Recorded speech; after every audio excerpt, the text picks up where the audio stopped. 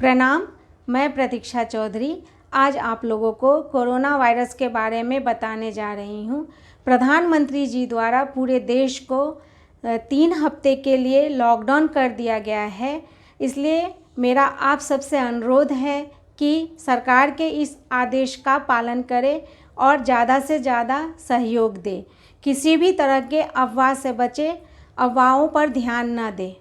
Corona virus को हराने का एकमात्र मंत्र है सोशल डिस्टेंसिंग, यानी कि सामाजिक दूरी।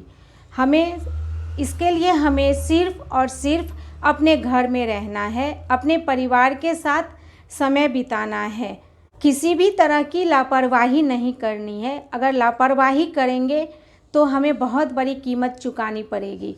कोरोना वायरस एक आग की तरह है। जिस तरह जंगल में आग लग जाती है तो उस पर काबू करना मुश्किल होता है, उसी तरह यह वायरस है। इसलिए हमें इसे फैलने से रोकना है। किसी भी तरह की लापरवाही नहीं करनी है और इसे फैलने से रोकने के लिए हमें कुछ बातों पर ध्यान देना है। अभी जो मैं आपको जानकारी देने जा रही हूँ वो WHO के इन्फॉर्मेशन के आधार पर है, जिसका लिंक मैंने डिस्क्रिप्शन बॉक्स में दे दिया है। आप वहाँ पर भी जाकर देख सकते हैं।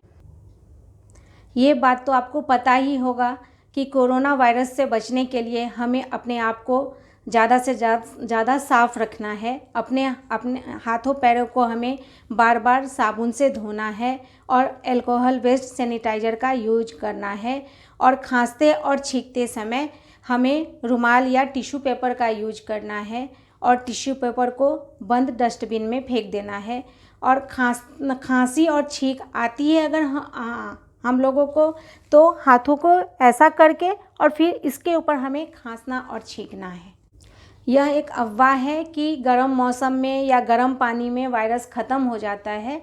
इसलिए ऐसी बातों पे हमें ध्यान नहीं देना है और इसे हमें फैलने से भी रोकना है। बुजुर्ग लोग और 10 साल के नीचे के बच्चे, इन लोगों पर यह बीमारी जल्दी असर करता है। और जो डायबिटीज़ के पेशेंट हैं, हार्ट पेशेंट हैं, अस्थमा के पेशेंट हैं, उन लोगों को भी यह बीमारी जल्दी अटैक करता है।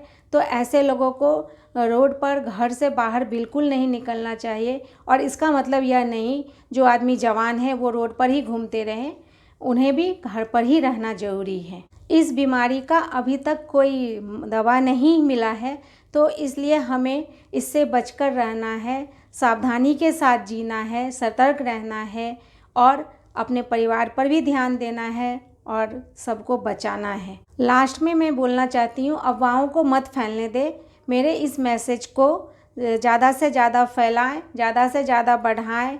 आप भी जानकारी लें और दूसरे को भी जानकारी दें। Thank you.